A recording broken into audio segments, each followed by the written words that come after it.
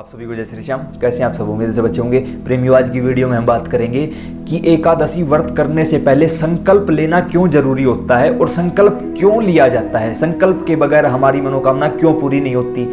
एक एक बात को कम से कम शब्दों में समझाने की कोशिश करेंगे। आप थोड़ा सा ध्यान से सुनिए इस बात को। जब हम एकादशी व्रत करते हैं या कोई भी व्रत करते हैं, उससे पहले हमें संकल्प लेना जरूरी होता है। जैसे कि आप लोगों ने देखा होगा कि कोई हवन यज्ञ इत्यादि करते हैं, किसी तीर्थ में जाते हैं, स्नान करते हैं या कुछ भी अच्छा काम करते हैं, उससे पहले हम संकल्प लेते हैं। अब संकल्प लेना क्यों जरूरी होता है?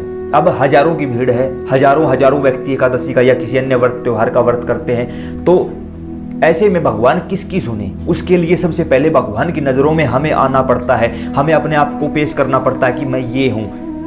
तब भगवान का पूरा फोकस हमारे ऊपर हो जाता है, और जब भगवान का फोकस हमारे ऊपर होता है तो हमारी मनोकामना जल्दी पूरी होती है और तुरंत प्रभाव से वो सिद्ध हो जाती है अपने आप में। जैसे कि अब मान के चलो, आपको एकादशी व्रत का संकल्प कैसे करना है, या एकादशी नहीं, किसी भी व्रत का, किसी भी अनुष्ठान का संकल्प कैसे करना होता है। ध्यान से सुनना एक एक बात को।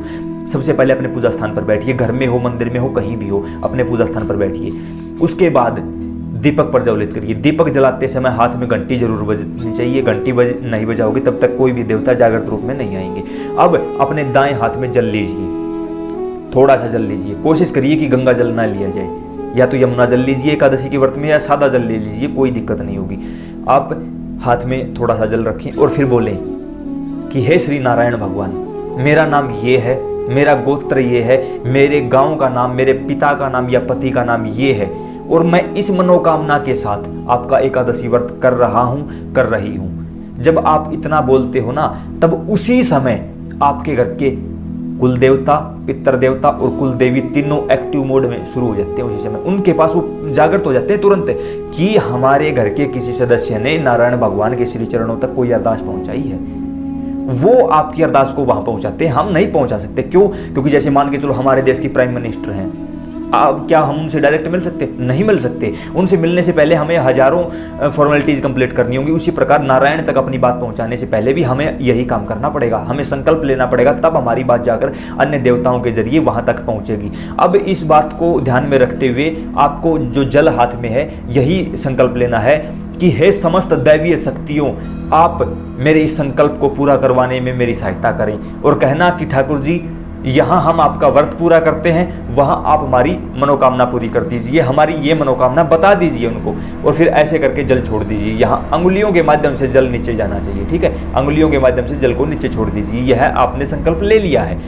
अब जब अगले दिन आपका शुभ मुहूर्त में व्रत को खोलने का समय हो, व्रत कब होता है, एकादशी पूजा विधि, हर रोज पूजा विधि, ये सारी वीडियो हमने इसी YouTube चैनल पर डाल दी हैं, और समय समय पर आपके लिए ऐसी वीडियो हम लाते रहते हैं। सारी वीडियो नीचे डिस्क्रिप्शन में आपको मिल जाएंगी।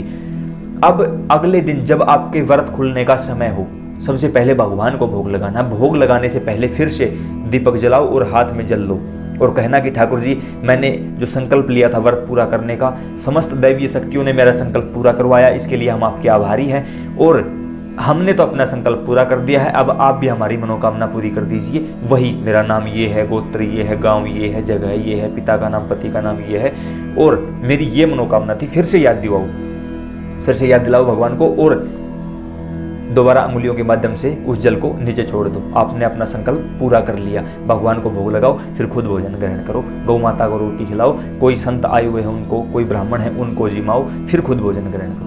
तो उम्मीद करता हूँ ये छोटी सी जानकारी आपको समझ आई होगी, पसंद आई होगी। अन्य प्रेमियों के साथ जरूर शेयर करें, और ऐसी ही अन्य वीडियो के लिए हमारे साथ बने रहिए। जय श्री श्याम।